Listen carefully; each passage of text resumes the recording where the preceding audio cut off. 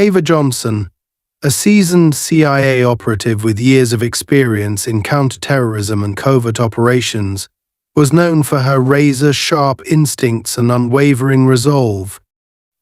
She had spent the past decade navigating high-stakes missions across the globe, dismantling threats and gathering intelligence vital to national security. But tonight she wasn't operating under the cover of darkness in a hostile territory or coordinating a complex sting operation. Tonight, she was simply trying to return home after successfully completing a classified mission that had stretched her endurance and patience to the limit. The small suburban neighborhood she found herself in seemed tranquil, a stark contrast to the chaos she had just left behind.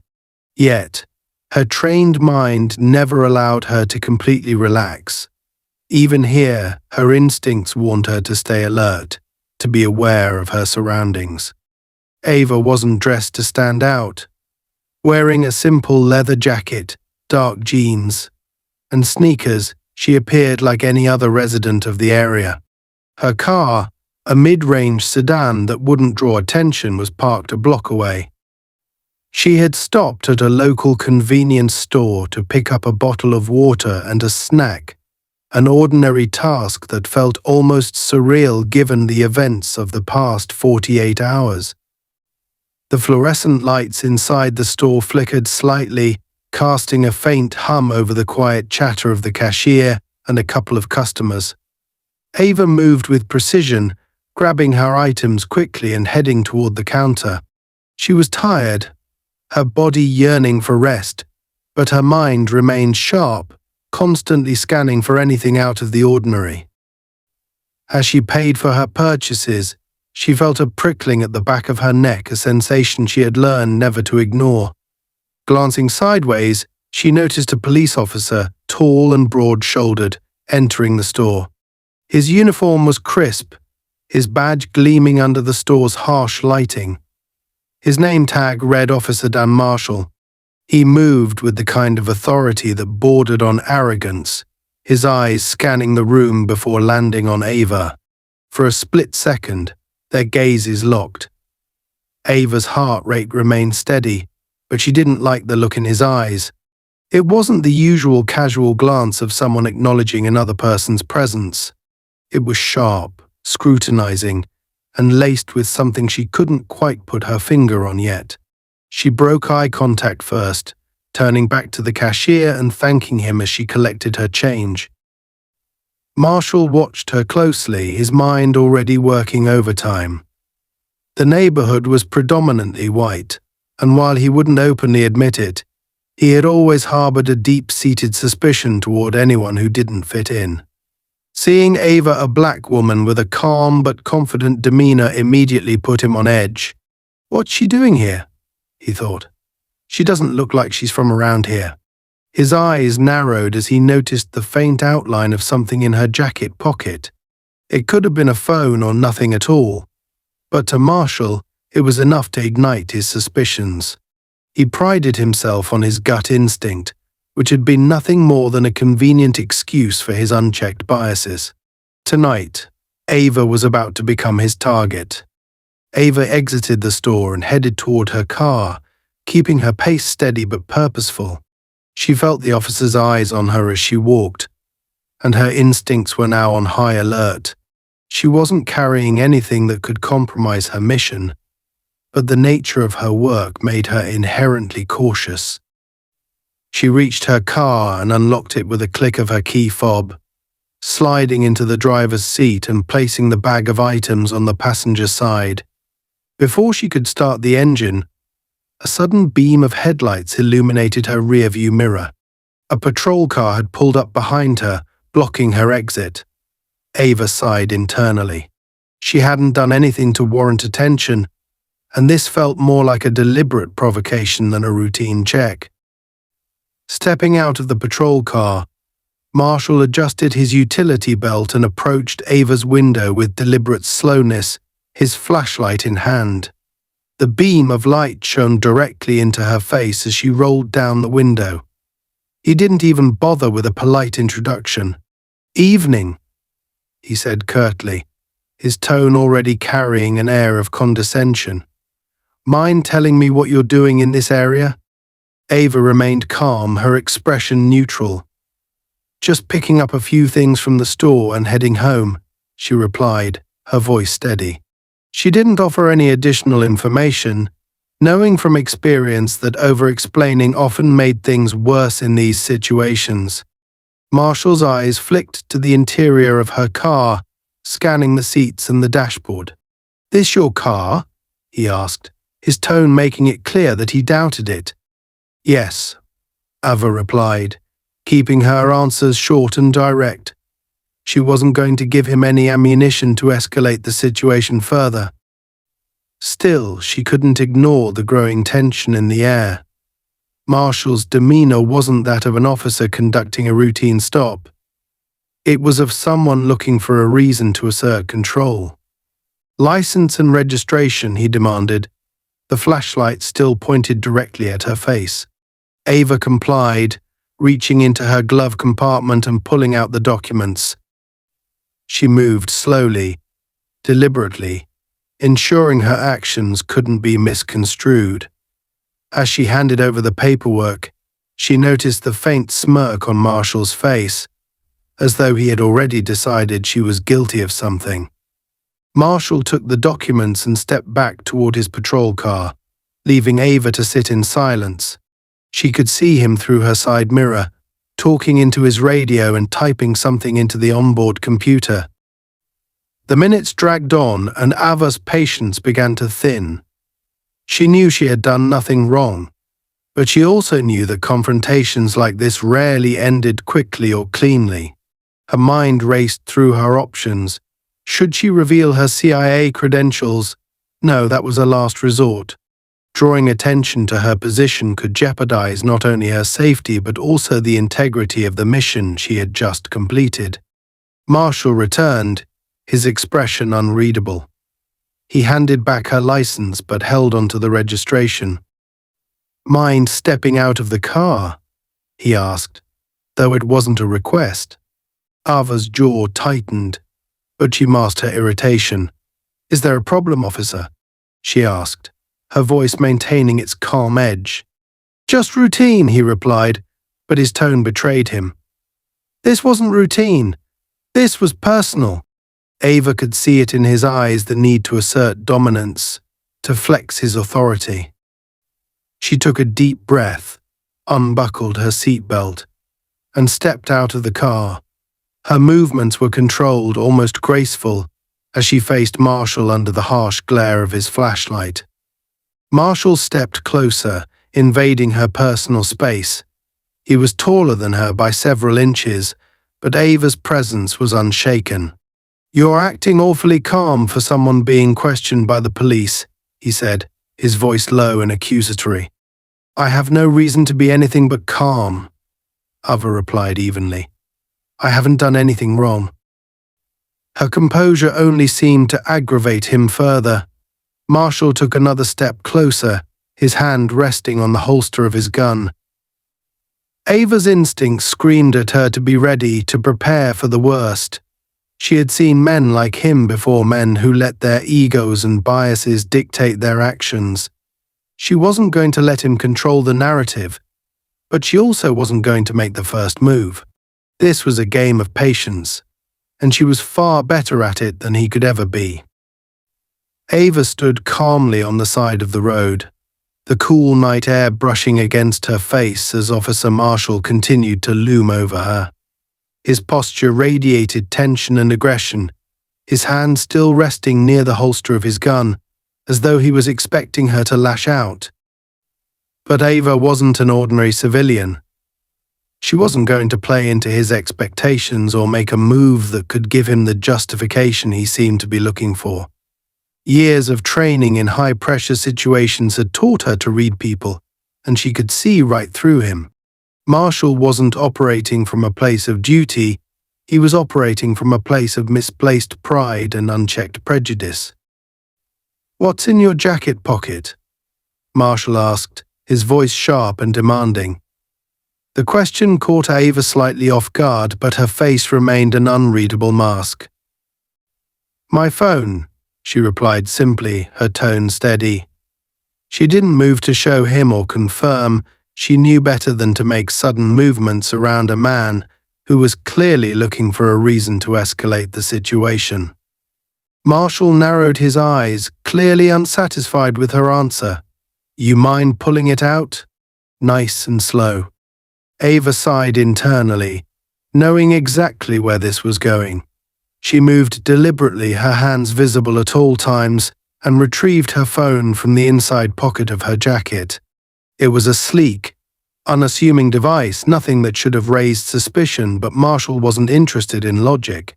He was interested in control. Is that all? He pressed, his tone dripping with accusation. Nothing else in there I should know about? No, officer, Ava replied coolly. That's all. Marshall stared at her for a long moment, his gaze searching her face for any sign of weakness or deceit. When he didn't find what he was looking for, his frustration visibly grew. He stepped back, his flashlight sweeping over her car. Pop the trunk, he ordered. Ava's calm exterior faltered slightly, though she quickly regained control. Do you have a warrant? She asked, her voice still polite but with a firmer edge. Marshall's smirk returned, though it was colder this time. You don't need to make this difficult, ma'am. Just open the trunk, and we'll be done here. Ava folded her arms across her chest, her stance unwavering. With all due respect, officer, I know my rights. You don't have probable cause, and unless you're planning to arrest me, I'm not obligated to comply. Her words hung in the air like a challenge, and for a brief moment, Marshall seemed taken aback. He hadn't expected her to push back, especially not with such calm confidence. But instead of backing down, her defiance only fueled his anger. He stepped closer again, his hand now fully resting on the grip of his gun. You're awfully knowledgeable for someone who claims they've got nothing to hide, he said, his tone dripping with condescension. Makes me wonder what you're so afraid of. Ava could feel the tension in the air thickening, but she refused to be intimidated. She knew she was walking a fine line, but she also knew she couldn't afford to show any sign of fear. I'm not afraid, officer, she said, meeting his gaze head-on. I'm just aware of my rights. Are you? Marshall's eyes flashed with something dangerous, a mix of rage and humiliation. He was losing control of the narrative, and he hated it. Without another word, he turned and stalked back toward his patrol car, muttering something into his radio. Ava stayed where she was, her posture rigid but composed, as she watched him. She could only imagine what he was saying, but she knew it wasn't good. Moments later, another patrol car pulled up, its red and blue lights casting an ominous glow over the quiet suburban street. Two officers stepped out, one of them younger and visibly uncertain, the other older and more seasoned. Marshall approached them, gesturing animatedly in Ava's direction as he spoke. She couldn't hear the words, but the younger officer glanced at her briefly, his expression shifting from curiosity to something closer to unease. After a brief discussion, the older officer, whose name tag read Jenkins, approached Ava. Unlike Marshall, his demeanor wasn't immediately hostile, but there was a guardedness in his posture that put her on edge. Ma'am, he began, his tone more measured than Marshall's but still carrying an undertone of authority. We're going to need you to step away from the vehicle while we conduct a search. Ava's jaw tightened. I've already explained to Officer Marshall that he doesn't have probable cause, and I'd like to know on what grounds you're planning to search my car.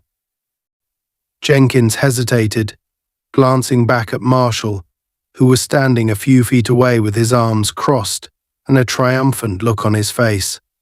It was clear that Jenkins wasn't entirely comfortable with the situation, but he also wasn't willing to openly challenge his colleague. We've had reports of suspicious activity in the area, Jenkins said finally, his words careful and rehearsed. Your vehicle matches the description of one that was seen leaving the scene of a potential crime. Ava raised an eyebrow, her skepticism evident. And what crime would that be? Jenkins hesitated again, and for a moment, Ava thought he might actually back down. But then Marshall stepped forward, his voice cutting through the tension like a blade. Enough with the questions, he snapped.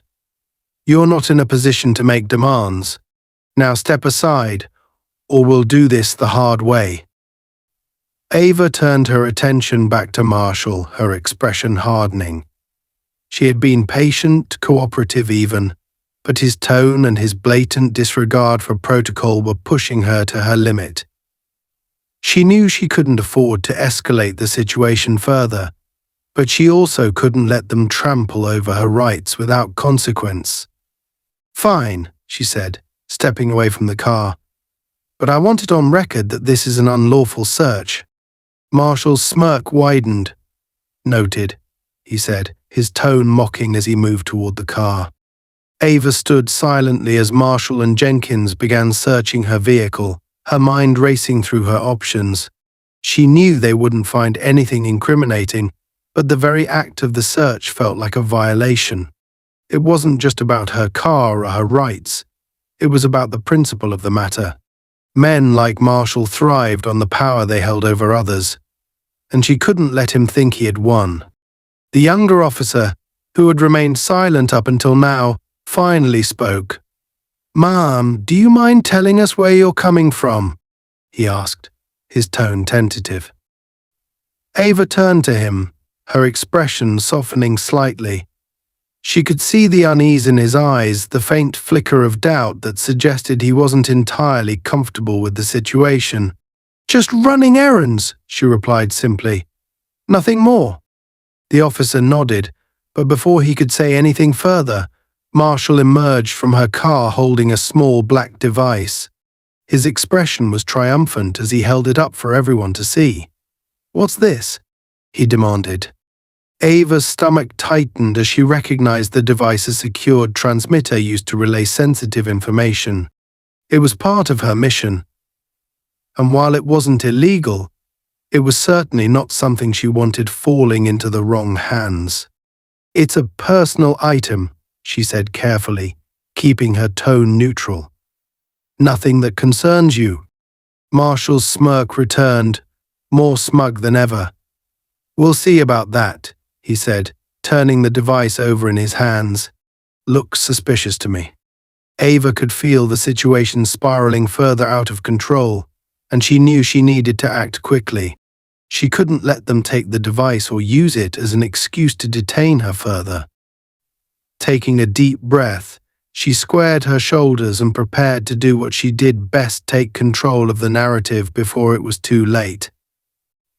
Ava stood rooted to the spot as Officer Marshall turned the small black transmitter over in his hands, his face twisted into a smug expression of triumph. The device wasn't just any piece of technology, it was a classified transmitter, encoded with layers of encryption that only high-level operatives like herself could access. She knew that if Marshall continued to handle it, the situation would escalate in ways she could no longer control.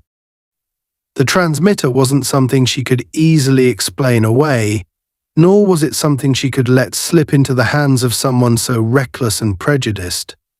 Her mind raced through her options as Marshall's fingers hovered over the activation switch.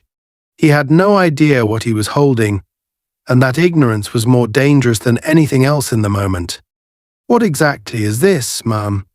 Marshall asked, his tone laced with feigned curiosity, but undercut by his clear intent to assert dominance.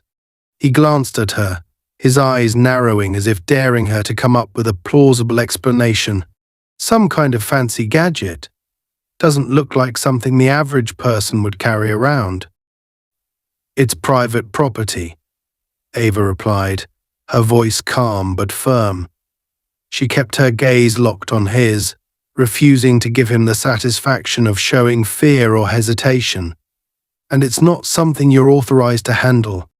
Marshall's smirk widened at her response, his grip tightening on the device. "Not authorized? You think you can tell me what I'm authorized to do? He took a step closer to her, holding the transmitter up as if to make a point. Let me guess you're one of those types who think you're above the law. Ava didn't flinch, though every fiber of her being wanted to knock the device out of his hand and end this farce. Years of training had taught her the value of patience, of waiting for the right moment to act. But this was testing even her limits. She measured her words carefully, knowing that anything she said could either defuse the situation or push it closer to the brink. I'm not above the law, officer, she said evenly, but I do know when it's being misused.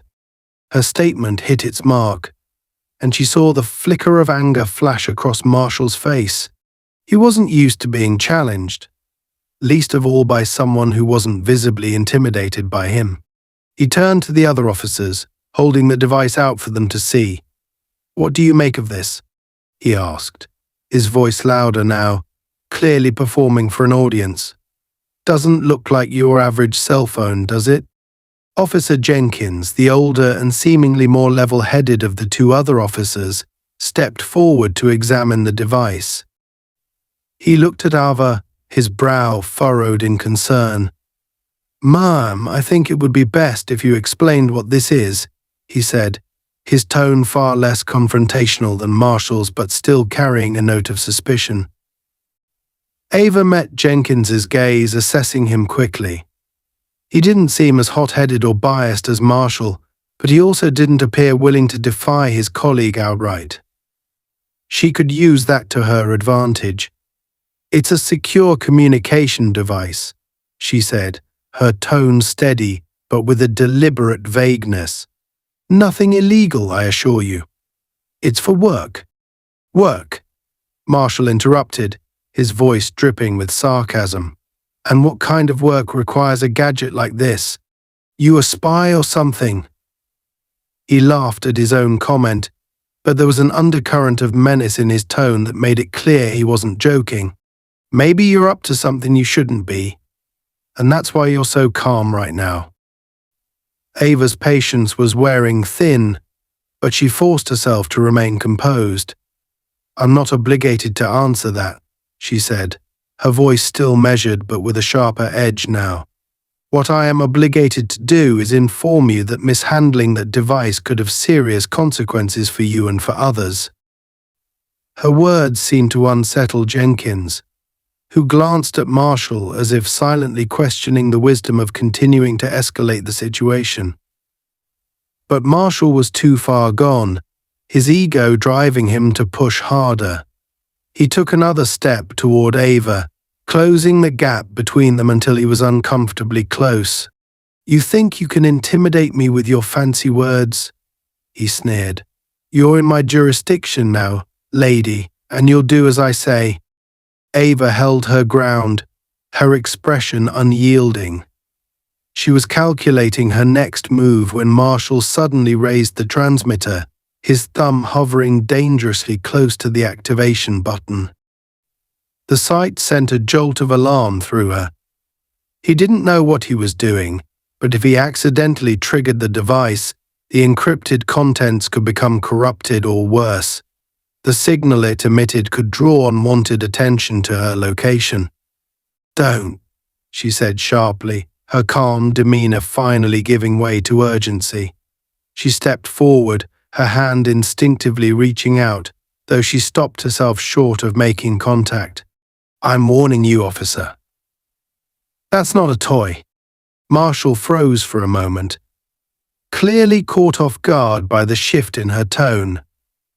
But instead of heeding her warning, he used it as fuel to further assert his control. He grinned, his thumb brushing against the button, as if daring her to stop him. Not a toy, huh? Then maybe you should have thought twice about carrying it around.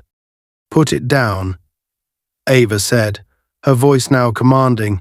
She was done playing along, done trying to de-escalate through reason. She straightened her posture, allowing a fraction of the authority she usually kept concealed to surface. I won't ask again. The shift in her demeanor was palpable, and even Marshall seemed momentarily taken aback. but his pride wouldn't let him back down. "Or what?" he taunted, his grin widening. "What are you going to do about it?" Before he could react, Ava moved. It wasn't a strike. She wasn't about to attack a police officer outright, but it was swift and deliberate. She reached for the transmitter, her hand closing around it in a firm grip that left no room for argument. Marshall tried to yank it back, but her strength surprised him, and for a brief moment, they were locked in a silent struggle. "Let go," she said, her voice low and lethal. "This isn't a game." Marshall's face darkened, and he released the device abruptly, causing Ava to stumble slightly but regain her footing almost instantly.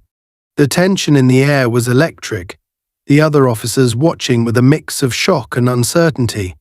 Marshall's hand went to his gun, his fingers curling around the grip, but he didn't draw it yet. "You just assaulted an officer," he said, his voice shaking with barely contained rage. "That's resisting arrest." Ava took a step back, her hands raised slightly to show she wasn't a threat. But her eyes never left Marshall's, and her expression was anything but submissive. "I didn't assault you," she said, her tone razor-sharp. "I stopped you from making a very big mistake. And if you want to escalate this further, I suggest you think very carefully about the consequences." Marshall's chest heaved as he glared at her, his face red with anger and humiliation. For a moment it seemed as though he might actually draw his weapon, but Jenkins stepped in, placing a hand on Marshall's shoulder in a gesture of restraint.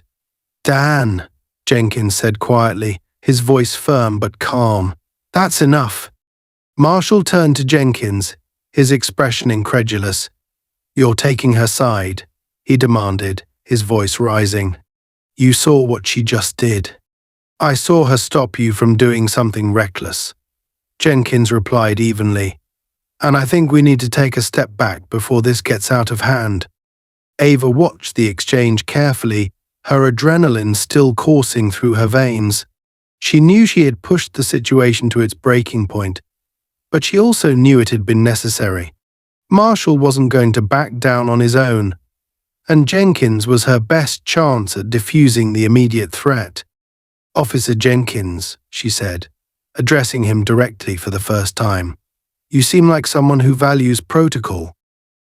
So let me make this very clear, I am not a threat, but if your colleague continues to act without cause, this will become a much bigger issue than it already is." Jenkins looked at her, his brow furrowed in thought. He seemed to be weighing her words carefully, his gaze flickering between her and Marshall. Finally he nodded, though the tension in his posture remained. "All right," he said. "Let's all take a breath and figure this out." But Marshall wasn't ready to let it go. He shrugged off Jenkins's hand, his expression livid. "Figure this out? She's hiding something, Jenkins. I know it. And I'm not letting her walk away until we get to the bottom of it." "You're not the one making that call," Jenkins replied, his voice hardening. "Stand down, Dan." The standoff between the two officers was almost as tense as the one between Ava and Marshall had been. For a moment it seemed as though Marshall might push back, but eventually he stepped away, though his glare never left Ava. "This isn't over," he muttered. "No," Ava said quietly, her voice cutting through the tension like a knife. "It isn't." Ava stood her ground, her heart beating steadily as Officer Marshall reluctantly backed away, his face a storm of anger and humiliation. She could tell he wasn't done with her. Men like him rarely let go of their need to assert dominance, but for now, the immediate physical threat had been neutralized. The transmitter was safely back in her possession, and while she'd managed to prevent Marshall from making a potentially catastrophic mistake, the tension in the air was far from dissipating. Officer Jenkins, who had taken on the role of the reluctant voice of reason, was now left to navigate the aftermath of what had just unfolded. The third officer, The younger and clearly inexperienced one stood awkwardly to the side, his gaze darting between Ava, Marshall, and Jenkins like he was trying to piece together a puzzle he didn't have all the pieces for. "I think we all need to take a step back and reevaluate this situation," Jenkins said, his tone calm but firm. He turned to Ava, his expression guarded but not hostile. "Ma'am, I'd like to ask you to remain here while we sort this out. No one's being detained yet, but I think we can agree this situation has escalated unnecessarily." Ava inclined her head slightly, a gesture that conveyed both agreement and caution. "I have no intention of going anywhere, officer," she said. "But I hope you're aware that this escalation hasn't been on my part." Jenkins's lips tightened, and for a moment, Ava thought she saw a flicker of understanding in his eyes. He gave a small nod, then turned to Marshall, who was still glaring at Ava like she was his personal nemesis. "Dan," Jenkins said quietly but firmly, "we need to take a beat here. Let's regroup and figure out the best way to proceed." Marshall's jaw clenched so tightly that Ava could see the muscle twitching beneath his skin. "The best way to proceed," he snapped, "is to figure out what she's hiding. She's got something she doesn't want us to see, and we both know it. You saw the way she grabbed that thing. That's not normal behavior. She grabbed it because you were handling it recklessly," Jenkins countered, his voice still calm but now carrying an edge of steel. "And unless you have something concrete to justify your suspicions, we can't keep pushing this." "She's lying," Marshall growled, his eyes narrowing. "I know it." Jenkins sighed, clearly exasperated, but he didn't argue further. Instead, he turned back to Ava, who had remained perfectly still throughout the exchange. "Ma'am," he said, "you mentioned that the device you're carrying is related to your work. I understand you may not want to discuss the specifics, but any information you can provide would help clarify the situation." Ava met his gaze, weighing her options. She could sense that Jenkins wasn't as blinded by prejudice as Marshall, but she also knew he wasn't fully on her side. He was trying to maintain control, to keep things from spiraling further, but that didn't mean he trusted her. And why would he? From his perspective, she was just another civilian refusing to comply with police orders, even if the reality was far more complex. "It's a secure communication device," she said finally, her tone measured. "I work in a field that requires discretion, and that device is part of my job. It doesn't pose any threat to you or anyone else, but it is sensitive, which is why I reacted the way I did when Officer Marshall mishandled it." Jenkins frowned, clearly unsatisfied with her vague explanation, but he didn't press further. Marshall, on the other hand, let out a derisive laugh. "Discretion," he said, his voice dripping with sarcasm. "That's a nice way of saying you've got something to hide." Ava's patience, already stretched thin, was wearing dangerously close to breaking.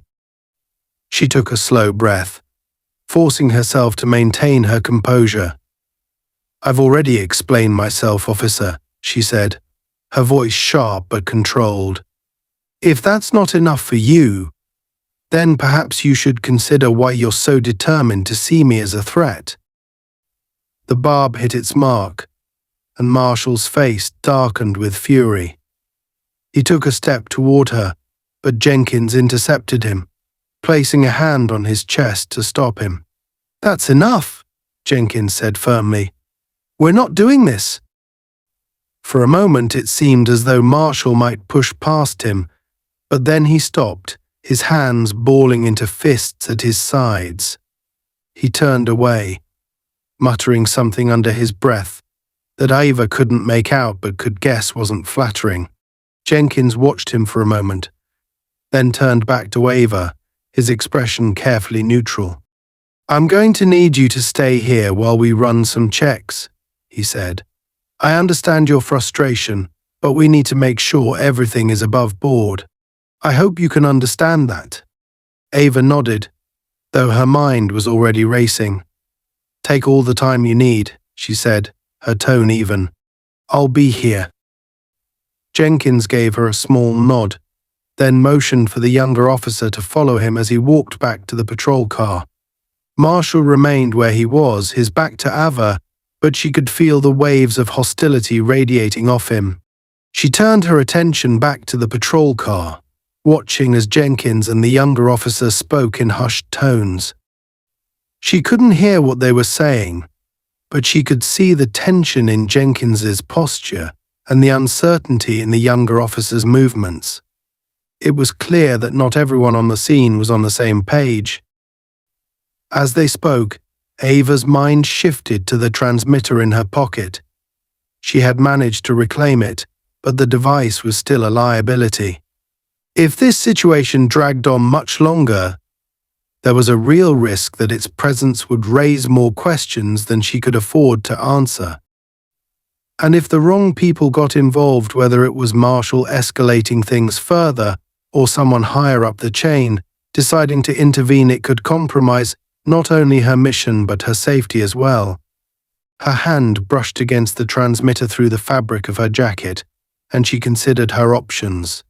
The device had a failsafe, a feature designed to erase its contents if it fell into the wrong hands, but activating it would require her to input a specific sequence, and doing so in front of the officers would be impossible without drawing attention.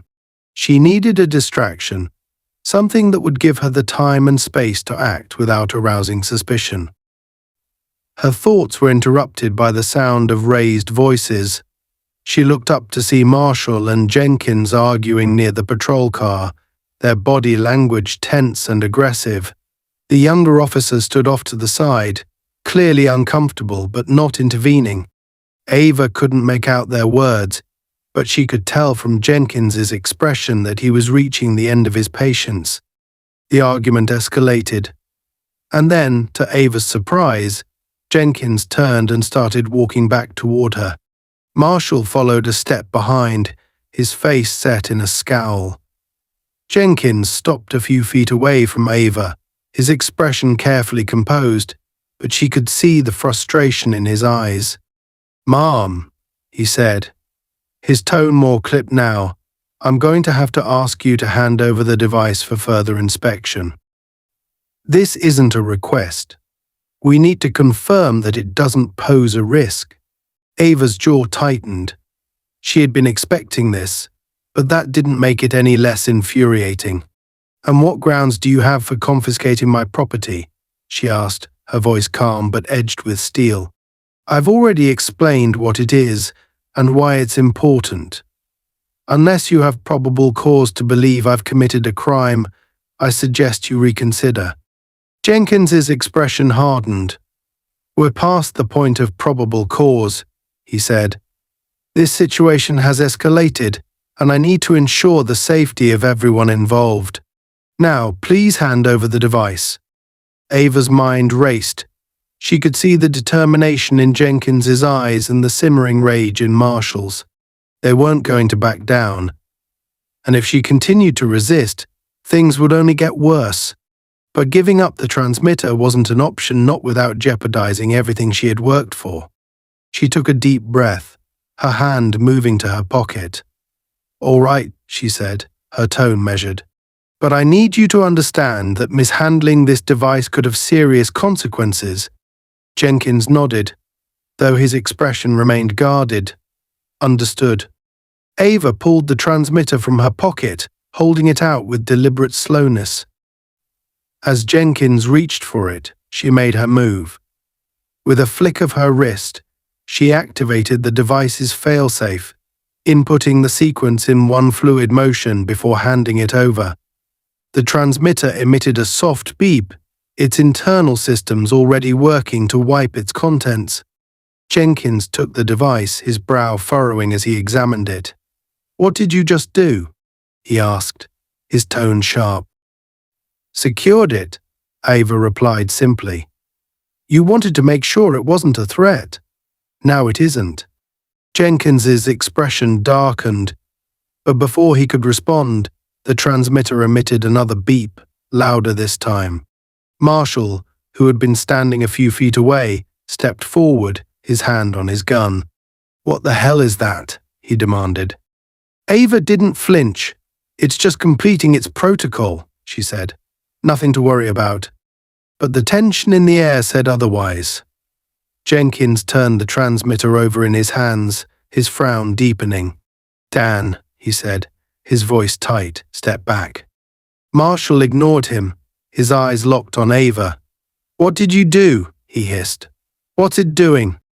Ava met his gaze, her expression unyielding. "Exactly what it was designed to do," she said. "Protect its contents." Before Marshall could respond, the transmitter emitted one final beep, then went silent. Jenkins stared at it, his expression a mix of confusion and frustration. Marshall, however, looked ready to explode. "This isn't over," he growled, his hand tightening on his gun. "Not by a long shot." Jenkins stared at the transmitter in his hand, his expression a mixture of confusion and frustration. The soft beeping had stopped, and the device now appeared inert, but the tension in the air was anything but. Ava watched him carefully, noting the way his eyes flicked back to her, narrowing slightly as he processed what had just happened. Meanwhile, Marshall's body was rigid with barely contained fury, his hand gripping his holstered weapon so tightly that the leather creaked under the strain. His glare was fixed on Ava, his face flushed red, and it was clear that his patience had entirely evaporated. "You just tampered with evidence," Marshall growled, taking a step toward Ava. His voice was low, but the barely contained rage in it made every syllable drip with menace. "I don't care what you think you're hiding, that stunt you just pulled. That's obstruction of justice." Ava didn't flinch. Instead, she straightened her posture, her calm demeanor only serving to stoke Marshall's fury further. "Obstruction of justice," she repeated, her tone sharp and deliberate. "I informed you multiple times that this device is sensitive and that mishandling it could have repercussions. You chose to ignore that warning. If anything, it's your actions that are irresponsible, officer." Marshall's jaw tightened, and for a moment, Ava thought he might finally snap. But Jenkins, still holding the transmitter, interjected before the situation could escalate further. "Dan," he said firmly, his voice carrying a warning step back. Marshall turned on Jenkins, his eyes blazing with indignation. "Step back? Are you serious? She just admitted to tampering with whatever this thing is, and you're telling me to step back? She's playing us, Jenkins. She knows exactly what she's doing." "Maybe she does," Jenkins replied, his tone cool but resolute. "And maybe we need to figure out what exactly is going on before we make this worse." Ava watched the exchange closely, noting the tension between the two officers. It was clear that Jenkins was trying to de-escalate, but his authority over Marshall was tenuous at best. She needed to act quickly before Marshall's temper pushed him into doing something irreversible. "This isn't about obstruction," Ava said, her voice cutting through the charged silence. "This is about control. Officer Marshall isn't interested in the truth, he's interested in proving a point.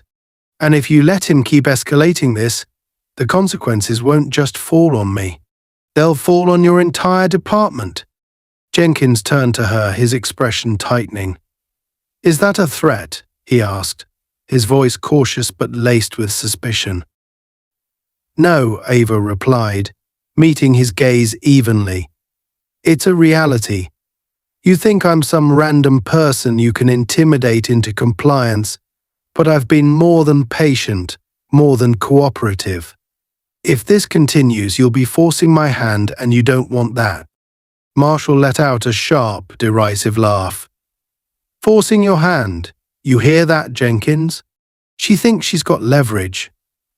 Well, I've got news for you. Lady, you're in no position to make threats." Ava's expression didn't change, but inside, She could feel the tension mounting. She had no intention of making threats she didn't need to. The moment Marshall and Jenkins had crossed the line, the wheels of a larger machine had already begun to turn. All she had to do was hold her ground until that machine arrived. The younger officer, who had been silent for most of the confrontation, finally spoke up. His voice was hesitant, but there was a note of unease in it that made both Ava and Jenkins glance in his direction. Sergeant, he said, addressing Jenkins, I don't think this is going the way it should. Maybe we should, call this in. Get someone higher up involved. Marshall rounded on him instantly. Stay out of this, kid, he snapped. You don't know what you're talking about. But Jenkins seemed to consider the suggestion, his brow furrowing as he looked between Ava and the transmitter in his hand. Dan, he said slowly, maybe he's right. This is above our pay grade. If what she's saying is true, and this thing really is as sensitive as she claims, then we're in over our heads. We're not in over anything, Marshall shot back, his voice rising. She's bluffing Jenkins. That's all this is, a bluff. And the moment we give in, she wins. Ava's patience was nearly at its limit. She could feel the weight of the transmitter in Jenkins's hand, the device now wiped clean but still a potent symbol of the high stakes at play. She had no doubt that Marshall would seize on any excuse to escalate further, but Jenkins was still a potential ally, however tenuous. She needed to appeal to his sense of reason before the situation spiraled completely out of control. Sergeant Jenkins, she said, her voice firm but not unkind. I understand that you're trying to navigate a difficult situation. But the truth is, this device isn't something you can afford to mishandle. You don't know what it is, and you don't know who I am. But I promise you, if you push this any further, you'll regret it not because of me, but because of what it will mean for you and your department. Jenkins stared at her for a long moment, his expression unreadable. Then he sighed, his shoulders slumping slightly as he turned to Marshall. Dan, I'm calling it in. Marshall's face turned an alarming shade of red. Like hell you are, he shouted. We've got this under control. You call it in. And it'll look like we can't handle our own jurisdiction. It'll look like we're doing the right thing, Jenkins countered, his voice sharp. And frankly, I don't care how it looks if it keeps this from blowing up in our faces. Without waiting for Marshall's response, Jenkins pulled out his radio and began speaking into it, relaying the situation to dispatch in clipped, professional tones. Marshall looked as though he might explode, his hands clenching and unclenching at his sides as he glared at Ava with undisguised hatred. You think you're clever, don't you? He spat, his voice low and venomous. You think you've won. This isn't a game, Ava replied, her tone icy. And if you keep treating it like one, you're going to lose more than just an argument. Marshall's lip curled in a snarl, but before he could respond, the sound of distant sirens cut through the night air. Ava felt a wave of relief wash over her. The cavalry was coming, though not in the way Marshall or Jenkins might have expected. Within moments, an unmarked black SUV pulled up to the scene, its windows tinted so dark that the occupants were invisible until the doors opened. Two men in sharp suits stepped out, their movements precise and deliberate. They didn't speak as they approached, but their presence immediately shifted the dynamic. Even Marshall seemed to falter, his bravado momentarily slipping as he took in their imposing figures. Officers, one of the men said, his tone cool and authoritative. We're here to take over from here. You're relieved. Marshall's mouth opened, then closed, his confusion and frustration evident. Relieved? He sputtered. Who the hell are you? The man reached into his jacket and produced a badge, flashing it briefly before tucking it away. Department of Homeland Security, he said. This individual and her equipment are now under federal jurisdiction. Step aside." Jenkins looked visibly relieved, though he tried to hide it. Marshall, on the other hand, looked as though he might explode. "Federal jurisdiction? Are you kidding me? She's—" "Enough," the agent interrupted, his tone leaving no room for argument. "You've done your part. We'll take it from here."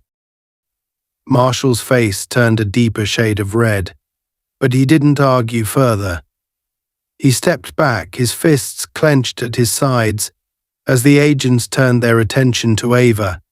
One of them gave her a brief nod, a subtle acknowledgement that everything was under control. "Ma'am," the agent said quietly, "we'll escort you from here. Let's wrap this up."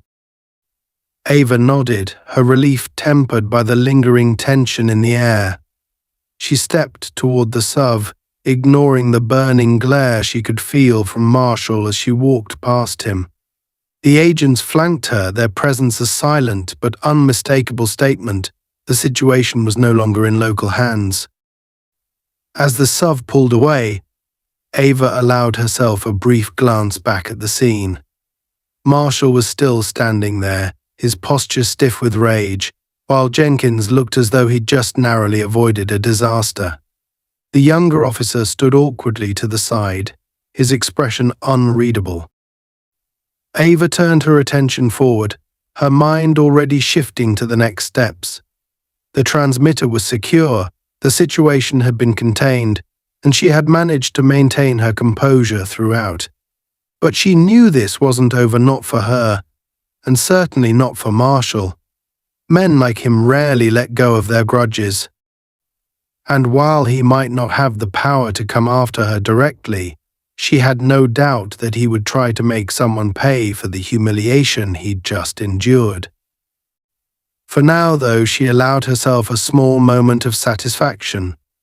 The game had changed, and the rules were no longer his to dictate.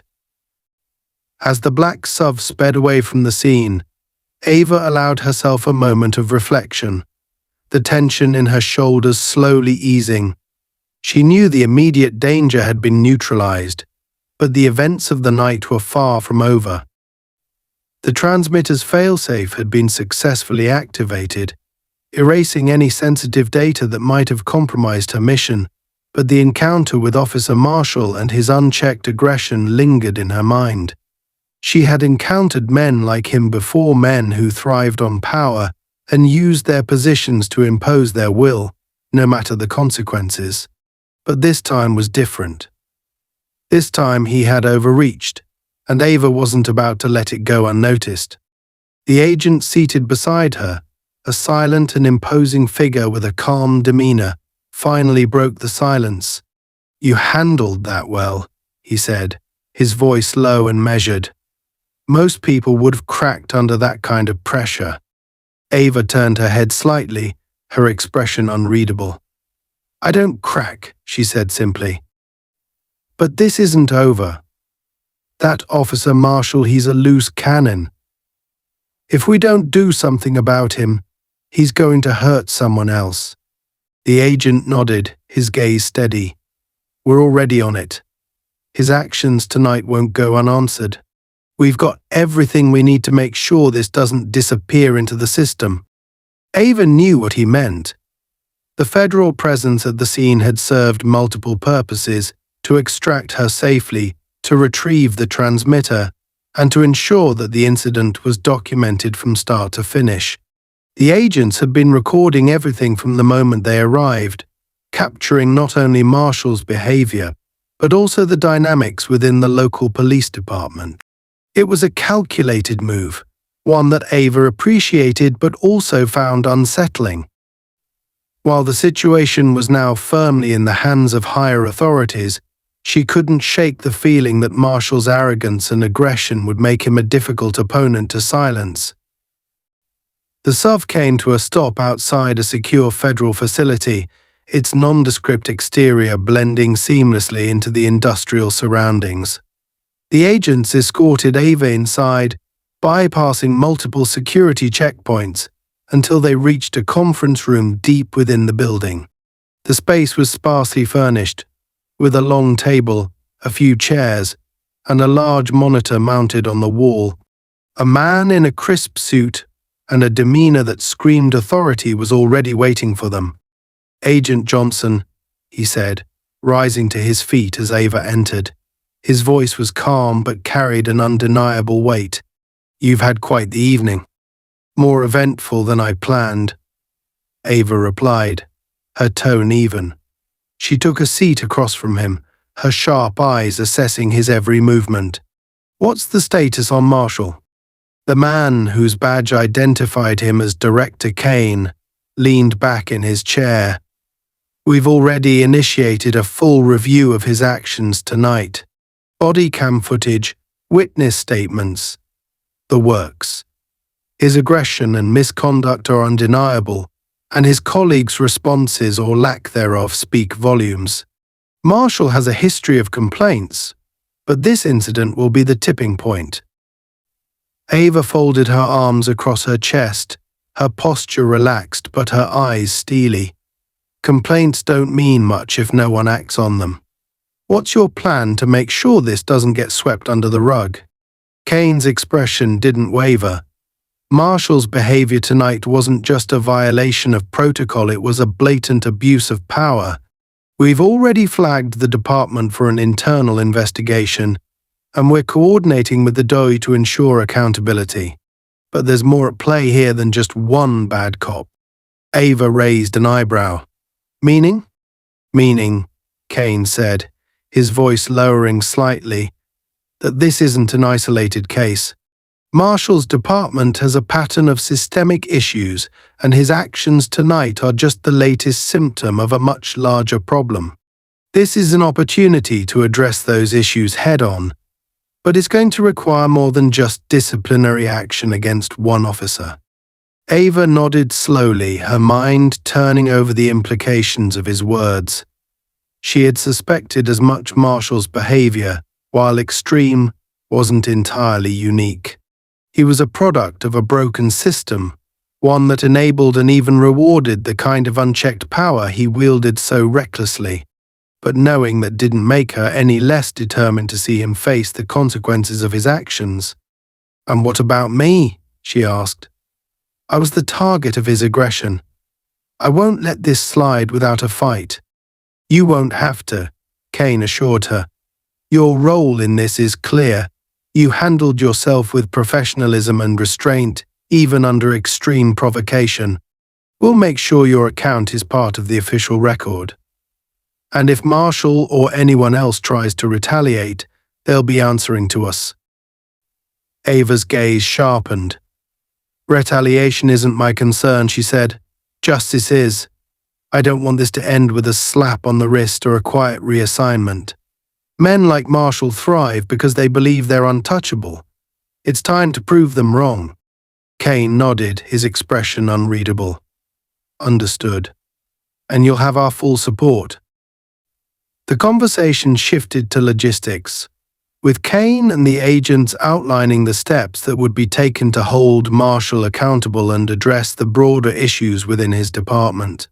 Ava listened carefully, her mind racing through the possibilities. She knew the process wouldn't be quick or easy. Systemic change never was, but the wheels were in motion, and that was what mattered. As the meeting wrapped up, Kane rose to his feet and extended a hand.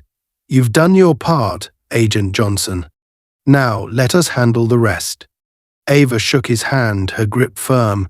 "Just make sure it gets done." As she left the facility, escorted once again by the agents, Ava allowed herself a moment of quiet reflection. The night had been a whirlwind of tension and conflict, but she had emerged intact, her mission secured and her principles uncompromised. She had faced down a man who represented everything she despised about abuse of power, and she had held her own. But more than that, she had set in motion a chain of events that would reverberate far beyond this single encounter. The agents dropped her off at a safe location, her car waiting for her in the shadows of a quiet street. Ava climbed into the driver's seat, her mind already turning to the next steps. She knew she couldn't let her guard down, not yet. Marshall might be facing scrutiny now, but she had no doubt he would try to claw his way out of it, and she needed to be prepared for whatever came next. As she started the engine and pulled onto the empty road, her thoughts drifted to the other officers who had been there that night. Jenkins, the sergeant who had tried to maintain some semblance of order, had shown moments of reason, but his hesitation to challenge Marshall outright had been telling.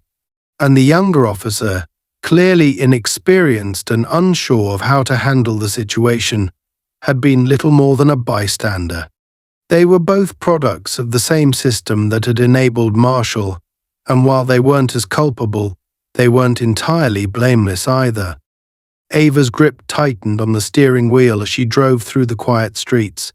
She knew the fight wasn't over, not for her, and not for the countless others who had faced similar injustices. But for now, she took solace in the knowledge that she had stood her ground, that she had refused to be silenced or intimidated. And as the first light of dawn broke over the horizon, she allowed herself a small, fleeting smile. Marshall had thought he could break her, but he had underestimated her resolve. He had underestimated her strength. And now he was about to learn the hard way that some battles could only end one way, with justice. The fallout from the night's events was swift and unrelenting. By the time Ava had reached the safe house she used during missions, the gears of accountability had already begun to turn. Calls had been made, reports filed, and the wheels of justice set in motion. For all his bravado and aggression, Officer Dan Marshall was now at the center of an investigation that reached far beyond the scope of his department. Ava had made sure of it. But as she sat in the quiet of the dimly lit safe house, sipping on a glass of water to steady her nerves, she knew this wasn't just about one man. It was about a system that had let him thrive unchecked. And if there was one thing Ava excelled at, it was dismantling systems that caused harm. The first ripple came less than 24 hours after the incident. A high-ranking official from the Department of Justice personally reached out to Ava, not just to apologize but to assure her that every aspect of the night's events was being reviewed. Officer Marshall's record was under a microscope, and the initial findings painted a damning picture. A history of excessive force complaints, incidents of misconduct swept under the rug, and a pattern of racial profiling that had gone unaddressed for years. Marshall wasn't just a rogue officer, he was emblematic of a deeper rot within his department, a rot that could no longer be ignored. Agent Johnson, the Doe official, said during their call, his tone professional but deeply apologetic, "I want you to know that your actions last night may have prevented an even greater tragedy. We're committed to ensuring that justice is served and that this situation becomes a catalyst for real change." Ava listened in silence, her emotions held tightly in check. She had heard words like these before, well-meaning, but often hollow. Promises of change that faded as soon as the public eye shifted elsewhere. Still, she appreciated the effort, even if her trust in the system remained minimal. "I'll hold you to that," she replied, her tone measured. "This isn't just about accountability for one officer. It's about making sure this doesn't happen again." The official assured her that steps were being taken to conduct a full audit of Marshall's department, but Ava wasn't content to simply leave it in their hands. Using her network of contacts, she quietly reached out to civil rights organizations and legal advocates, ensuring that the incident would remain in the public eye. She knew how quickly stories like this could be buried, and she wasn't about to let Marshall or his department escape scrutiny. Meanwhile, the local police department was thrown into chaos. Officer Marshall was immediately placed on administrative leave, but the damage to his reputation was already done. The footage captured by body cameras, as well as statements from witnesses including his own colleagues, painted a picture of a man who had allowed his personal biases to override his duty. His fellow officers were forced to answer uncomfortable questions, not just about his actions but about their own complicity. Sergeant Jenkins, in particular, found himself under the spotlight, his reluctance to intervene seen as a failure of leadership. The media frenzy that followed was inevitable, though Ava herself avoided the limelight. She had no interest in becoming the face of the story, preferring to operate behind the scenes where she could be most effective. Still, the incident became a flashpoint, sparking debates about police accountability and systemic reform. Protests erupted in the city, with calls for greater oversight and the establishment of independent review boards to handle complaints against law enforcement. For Ava, the days that followed were a whirlwind of debriefings and strategy sessions. The CIA, while supportive, was understandably cautious about how much of her involvement could be disclosed. The transmitter, now safely back in the agency's possession, had been deemed secure, but the fallout from the incident had raised questions about how agents like Ava could better protect themselves in civilian encounters. It was a sobering reminder that even the most highly trained operatives weren't immune to the systemic issues that plague society. On the third day after the incident, Ava received an unexpected call from Sergeant Jenkins. His voice was subdued, lacking the authoritative edge it had carried during their initial confrontation. "Agent Johnson," he began, the hesitation in his tone palpable. "I wanted to apologize for the way things unfolded that night. I should have done more to de-escalate, and I take full responsibility for that." Ava was silent for a moment, processing his words. She had been prepared to write Jenkins off as just another cog in a broken machine, but his apology felt genuine. "It's not enough to apologize, Sergeant," she said finally. "You had the chance to stop Marshall before things got out of hand, and you didn't take it. That's something you'll have to live with."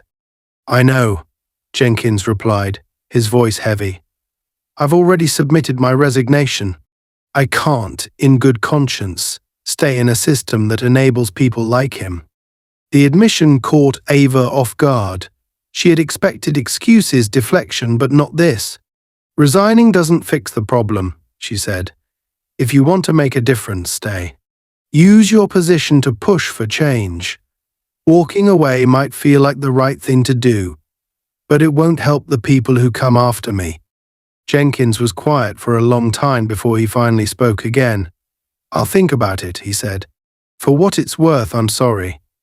And I hope you know that not all of us are like him." "I know," Ava replied, though her tone was distant.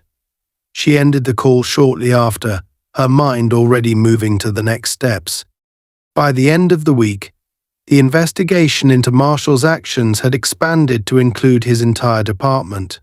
Whistleblowers came forward, emboldened by the attention the case was receiving, revealing years of corruption and misconduct that had been buried under layers of bureaucracy. Marshall himself remained defiant, claiming that he had been doing his job and accusing Ava of manipulating the situation to her advantage. But his bluster rang hollow in the face of overwhelming evidence, and it was clear that his career was over. For Ava, the resolution was bittersweet. She had succeeded in holding Marshall accountable, but the larger fight was far from over. The systemic issues that had allowed him to operate unchecked would take years, if not decades, to fully address. Still, she took solace in the small victories, the reforms that were already being proposed, the conversations that were being sparked, and the awareness that had been raised. On a quiet evening a week later, Ava sat in her living room, a glass of wine in her hand as she watched the news coverage of the protests that had erupted in the wake of the incident. The footage showed crowds of people marching through the streets, their voices rising in unison as they called for justice and reform. For the first time in days, Ava allowed herself to smile, not out of satisfaction, but out of hope. The fight wasn't over. but the tide was turning. As she set the glass down and leaned back in her chair, her phone buzzed with a message from one of her colleagues. It was a simple text, but it carried a weight of significance. Change is slow, but it's happening. You made this possible. Ava stared at the message for a long moment, her mind drifting back to that fateful night. Marshall had tried to break her, to strip her of her dignity and power. But instead he had ignited something far greater than himself, a movement that wouldn't be silenced, a call for justice that couldn't be ignored. And in that, Ava found her peace. Justice had been served, but more importantly, the seeds of change had been sown. And for Ava Johnson, that was victory enough.